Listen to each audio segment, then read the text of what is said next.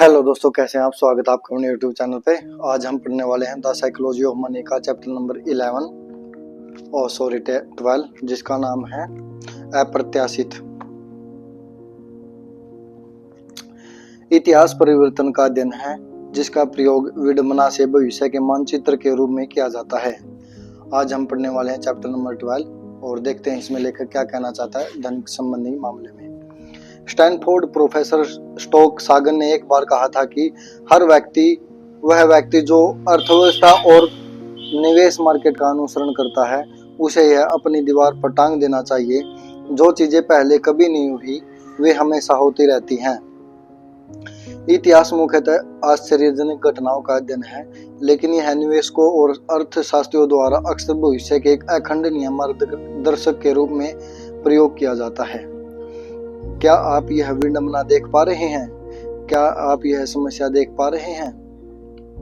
आर्थिक और निवेश संबंधी इतिहास को सराहना होशियारी की बात है।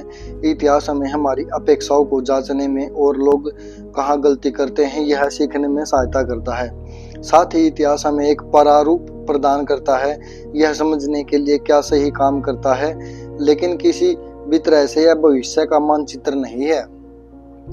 एक जाल जिसमें बहुत से निवेशक फंस जाते हैं उसे मैं इतिहासकारों को ईश्वरदूत समझने का भ्रम कहता हूँ। भविष्य की परिस्थितियों के लिए अतीत के डेटा पर अत्यधिक निर्भरता, वह भी एक ऐसे क्षेत्र में जहाँ नवीकरण और परिवर्तन उन्नति के संचालक हैं। आप ऐसा करने के लिए निवेशकों को दोष नहीं दे सकते।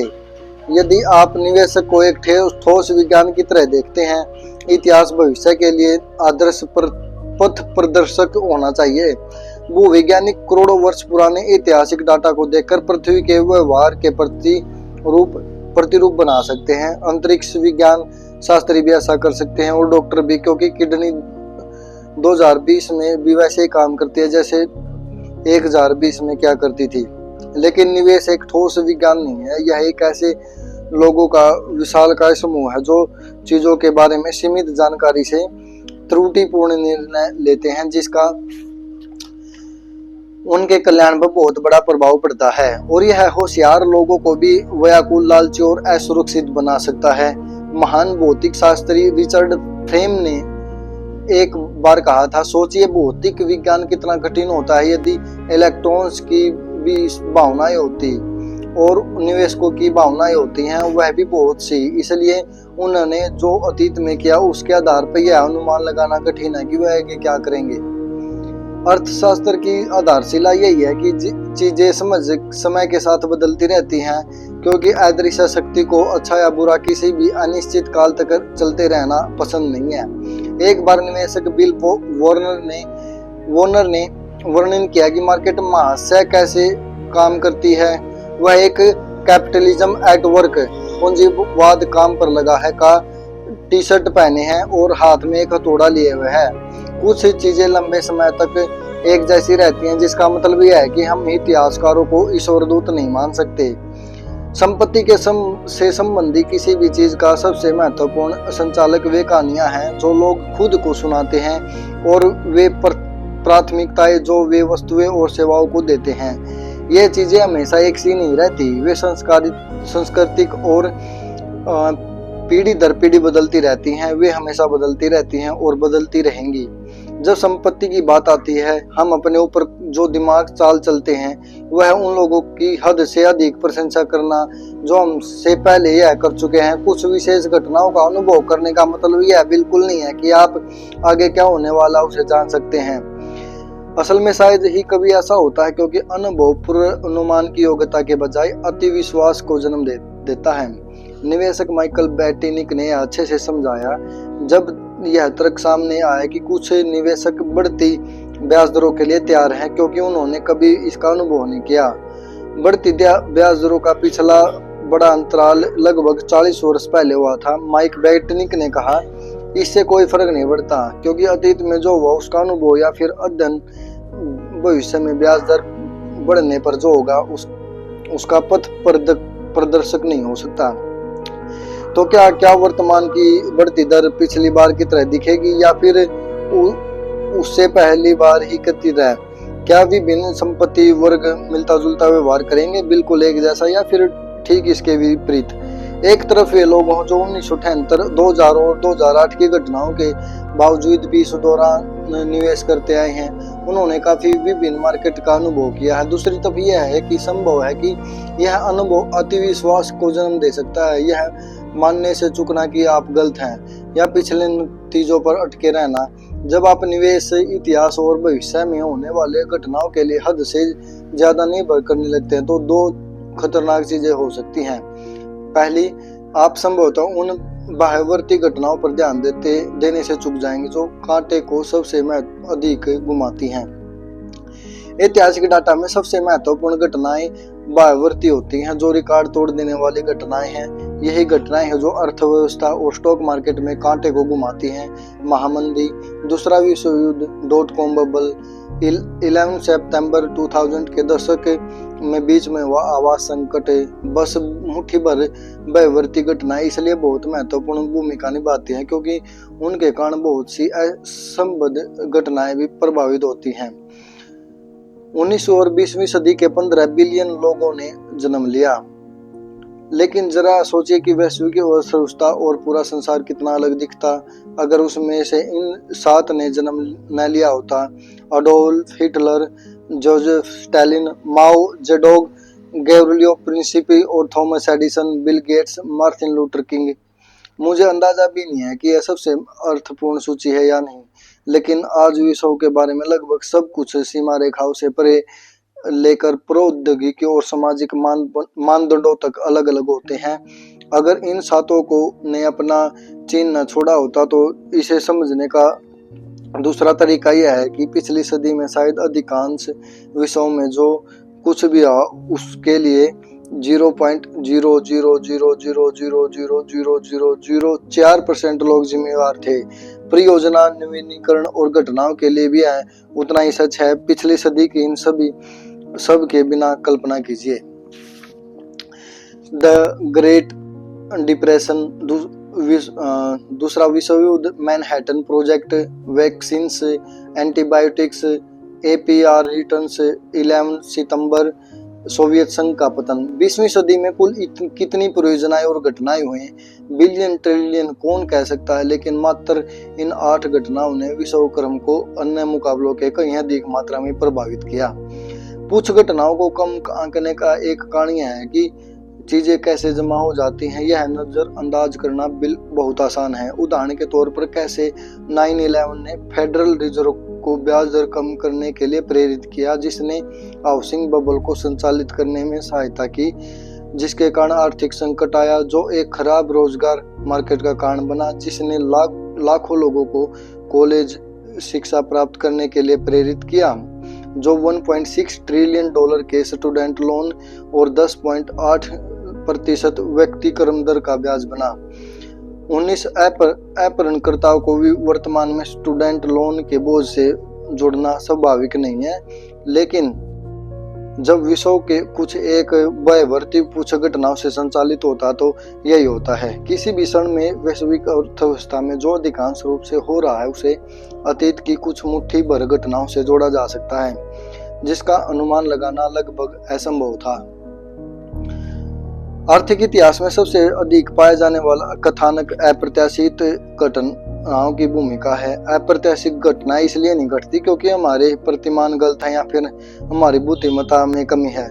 ऐसा इसलिए है कि एडोल्फ हिटलर के जन्म में 9 महीने पहले की उस शाम को उनके माता पिता के आसपास में झगड़ने की संभावना उतनी ही थी जितनी गर्भाधारण की। प्रौद्योगिकी का अनुमान लगाना कठिन है क्योंकि बिल गेट्स को पोलियो से मृत्यु हो सकती थी अगर जोनास सॉल्क चिड़चिड़ेपन में वैक्सीन खोजने का काम छोड़ देते। स्टूडेंट लोन की अवधि का अनुमान हम इसलिए नहीं लगा पाए क्योंकि 9/11 के एक दिन एक एयरपोर्ट सुरक्षा गार्ड उस अपहरणकर्ता का चाकू जब्त कर सकता था। बस इतना ही। समस्या यह है कि जब हम अपने भविष्य के निवेश प्रतिफल के बारे में सोचते हैं, महामंदी और दूसरे विश्व युद्ध जैसी घटनाओं को हम निकटतम परिणामों के बारे में अपने विचारों के पथ प्रदर्शक के रूप में इस्तेमाल करते हैं, लेकिन ये रिकॉर्ड बनाने वाली घटनाएं जब हुई थी इनका कोई भी पूर्ववर्ती नहीं था। वे तो पूर्ण अनुमानकर्ता जो मानते हैं अतीत का सबसे खराब घटनाएं भविष्य की सबसे खराब और घटनाओं से मेल खाएंगी, वे इतिहास का अनुसरण नहीं कर सकते। वे अनजाने में यह मान लेते हैं कि पूर्व अभूत घटनाओं को इतिहास भविष्य में लागू नहीं होगा। नसीम तालिब अपनी किताब फूल्ड बाय रैंडमनेस में लिखते हैं, फेरोनिक मिस्र में लेखक नील नदी के उच्च जल स्तर को देखा करते थे। भविष्य की निकटतम स्थिति का अनुमान लगाने के लिए इसका इस्तेमाल क्या करते थे। ठीक ऐसा ही फुकुशिमा परमाणु रिएक्टर में भी देखा जा सकता है, जिसने 2011 में सुनामी की मार के कारण भयंकर विनाश का सामना किया। इसका निर्माण इस प्रकार किया गया था कि अतीत के निकटतम भूकंप को झेल सके, और निर्माणकर्ताओं ने उससे अधिक की कल्पना नहीं की थी और न यह सोचा था कि अतीत में हुई निष्कृष्टतम घटना भी अप्रत्याशित थी, जिसका कोई पूर्ववर्ती नहीं था। यह विश्लेषण की विफलता नहीं है, यह कल्पना की विफलता है। यह समझना कि जरूरी नहीं है कि भविष्य अतीत के जैसा ही दिखे। यह एक विशेष कौशल है जिसे आमतौर पर निवेश पूर्व अनुमानकर्ता समुदाय अधिक अच्छा नहीं समझता। मैं 2017 में न्यूयॉर्क के एक रात्रि भोजन में गया। वहां डैनियल कवेन से एक पूछा गया कि जब पूर्वानुमान गलत निकले जो निवेशकों को क्या करना चाहिए, तो उन्होंने कहा जब भी हम किसी बात से आश्चर्यचकित होते हैं, जब भी हम यह जानते हो कि हमसे गलती हुई है, हम कहते हैं ओह अब मैं ऐसी गलती फिर नहीं करूंगा। लेकिन वास्तव में जब हम कोई गलती करते हैं क्योंकि हम किसी चीज का अनुमान नहीं लगा पाए, तो जो सीख हमें लेनी चाहिए वह यह है कि संसार के बारे में अनुमान लगाना कठिन है। यह अप्रत्याशित घटनाओं से मिलने वाली सही सीख है। संसार अप्रत्याशित है। अप्रत्याशित घटनाओं से मिलने वाली वही सीख है। सही सीख यह है कि संसार अप्रत्याशित है। यह है नहीं कि हम अतीत की अप्रत्याशित घटनाओं को भविष्य की सीमाओं के परे के पथ पर की तरह इस्तेमाल करें, बल्कि यह है कि हम अतीत की अप्रत्याशित घटनाओं को यह स्वीकार करने के लिए इस्तेमाल करें। हमें बिल्कुल अंदाजा नहीं है कि आगे क्या होगा। भविष्य की सबसे महत्वपूर्ण आर्थिक घटनाएं जो कांटे को सबसे ज्यादा घुमाएंगी, वे जीने के बारे में इतिहास हमें कोई मार्गदर्शन नहीं देता। वे अभूतपूर्व घटनाएं होंगी उनके अभूतपूर्व स्वभाव का मतलब यह है कि हम उनके लिए पहले से तैयार नहीं होंगे, जो उन्हें प्रभावशाली बनाने का एक बड़ा कारण है। यह मंदी और युद्ध जैसी भयानक घटनाओं और नवीनीकरण जैसी महान घटनाओं दोनों के लिए सच है। मैं इस अनुमान को लेकर आश्वस्त हूँ, क्योंकि इतिहास के हर मोड़ पर अगर कुछ अचूक रहा है वह यह है कि अप्रत्याशित घटनाएं कांटे को सबसे अधिक घुमाती हैं। नंबर 2 है अर्थव्यवस्था और स्टॉक मार्केट के भविष्य के लिए अतीत एक भ्रामक प्रदर्शक हो सकता है, क्योंकि यह आज के समय के सुसंगत संरचनात्मक परिवर्तनों को हिसाब में नहीं लेता। आइए कुछ बड़े वालों को देखते हैं। 401 के 42 वर्ष का है।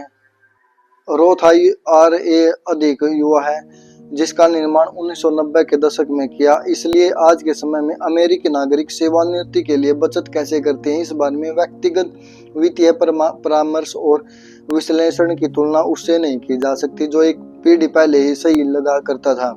हमारे पास नए विकल्प हैं, काफी कुछ बदल चुका है।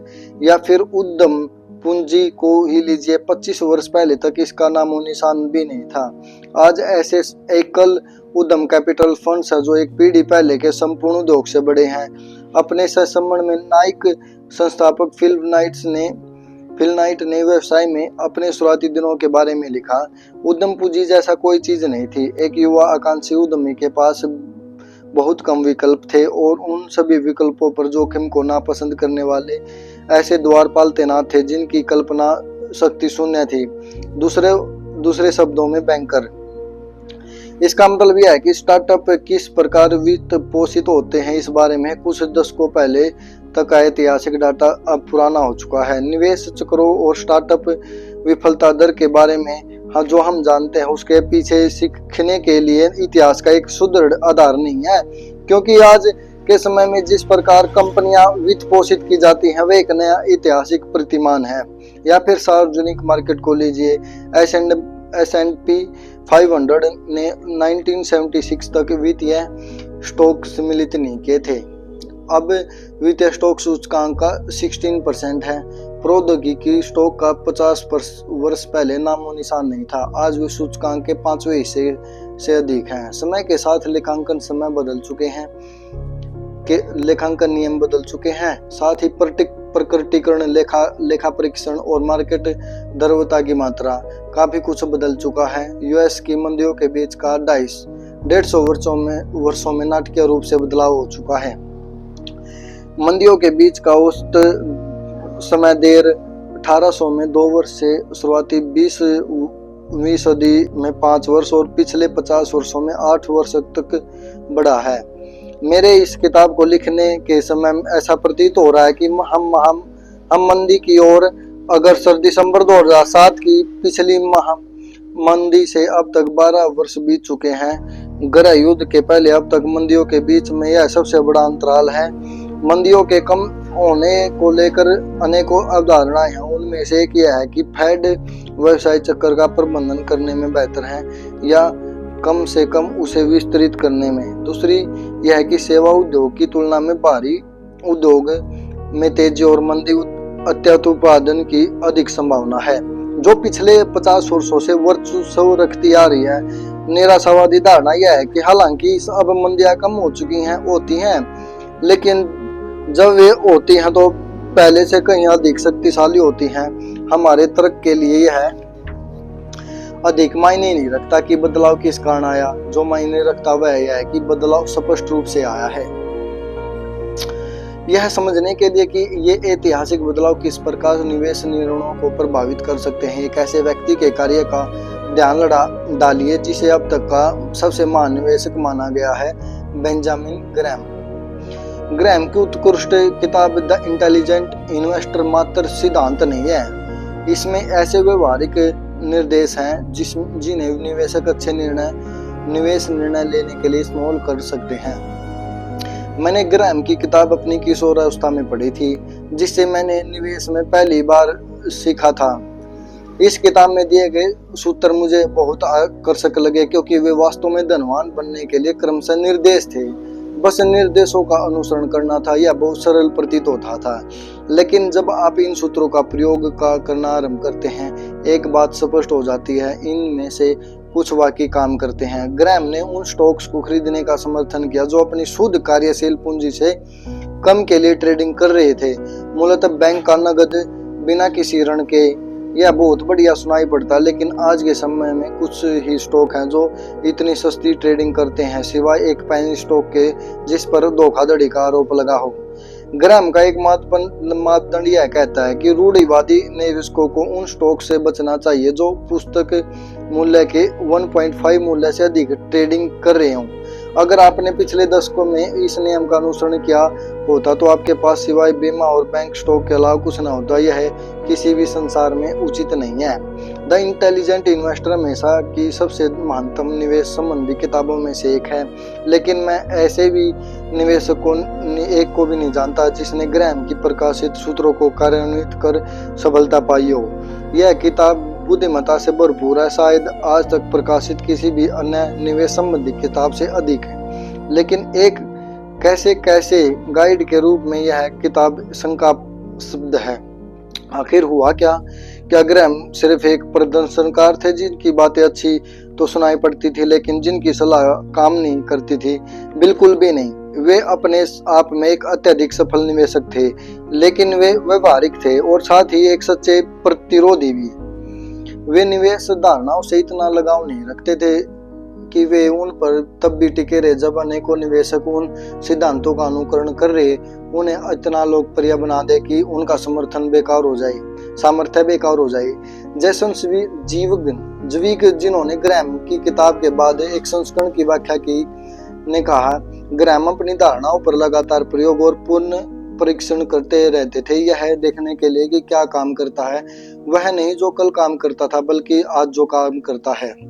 द इंटेलिजेंट इन्वेस्टर के हर एक संशोधित संस्करण में ग्रैम ने पिछले संपादन के सूत्रों को हटाकर नए सूत्रों को डाल दिया, एक तरह से यह घोषणा करते कि वे अब काम नहीं करते ये, और फिर वे अब इतनी अच्छी तरह काम नहीं करते जितने पहले क्या करते थे। अब ये सूत्र हैं जो बेहतर काम करते हैं। ग्रैम की आम आलोचनात्मकों में से यह है कि 1972 के संपादन में सभी सूत्र अप्रचलित थे और अप्रचलित हैं। इस आलोचना का ही एक ही सही उत्तर है, हाँ बिल्कुल ऐसा ही है। वे वही सूत्र हैं जिन्होंने 1965 के संपादन के सूत्रों को हटाकर रखा गया था और उन्हें 1954 के संपादन के सूत्रों को हटाकर रखा गया था, जिन्हें 1949 के संपादन के सूत्रों को हटाकर रखा गया था, जिन्हें 1934 में सिक्योरिटी एनालिसिस के प्रस्तुत मौलिक सूत्रों के अभिवर्धन के लिए इस्तेमाल किया गया था। 1976 में ग्रैम की मृत्यु हो गई। यदि वे सूत्र जिनका समर्थन उन्होंने किया 1934 से 1972 के बीच 5 बार हटाए और बदले गए, आपको क्या लगता है कि वे 2020 में कितने सुसंगत होंगे या फिर 2050 में?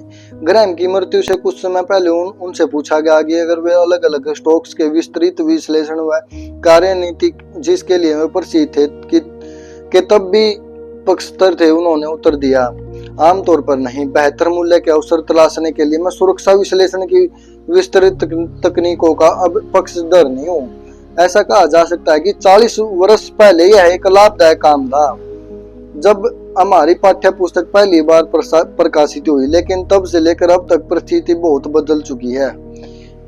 जो बदला वह यह था कि अवसर बढ़ने के साथ साथ प्रतिस्पर्धा में वृद्धि हुई। प्रौद्योगिकी ने जानकारी को अधिक सुगम बनाया और जैसे जैसे अर्थव्यवस्था औद्योगिक क्षेत्र से प्रौद्योगिक क्षेत्र की ओर बढ़ती गई, उद्योग बदल गए क्योंकि दोनों ही क्षेत्रों के व्यवसाय चक्र और पूंजी उपयोग अलग अलग होते हैं। काफी कुछ बदल चुका है। निवेश इतिहास की एक दिलचस्प विचित्रता यह है कि जितना ज्यादा पीछे आप देखेंगे उतना ही अधिक आप एक ऐसे संसार को देख रहे होंगे जो आज के समय में बिल्कुल लागू नहीं होता। कई निवेशक और अर्थशास्त्री यह सोचकर राहत महसूस करते हैं उनके अनुमान दशकों बल्कि सदियों के डाटा के आधार पर किए गए हैं, लेकिन चूंकि अर्थव्यवस्थाएं बदलती रहती हैं, हाल ही का इतिहास अक्सर भविष्य का सर्वश्रेष्ठ प्रदर्शक होता है क्योंकि इसमें नई ऐसी महत्वपूर्ण परिस्थितियां भी शामिल करने की अधिक संभावना होती है जो भविष्य के अनुरूप हों। निवेश में एक आम कहावत है जिसे मजाक के तौर पर कुछ यूं कहा जाता है कि इस बार बात अलग है।